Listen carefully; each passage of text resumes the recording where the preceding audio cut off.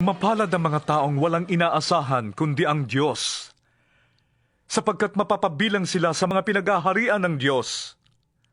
Mapalad ang mga nagdadalamhati, sapagkat aaliwin sila ng Diyos.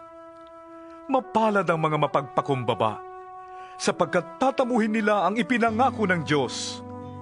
Mapalad ang mga nagmimiting makatupad sa kalooban ng Diyos, sapagkat ipagkakaloob ng Diyos ang kanilang minimithi. Mapalad ang mga mahabagin, sapagkat kahabagan sila ng Diyos. Mapalad ang mga may malinis na puso, sapagkat makikita nila ang Diyos.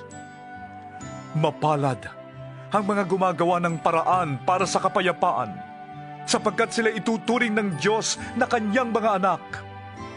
Mapalad ang mga inuusig dahil sa kanilang pagsunod sa kalooban ng Diyos, sapagkat mapapabilang sila sa mga pinaghaharian ng Diyos.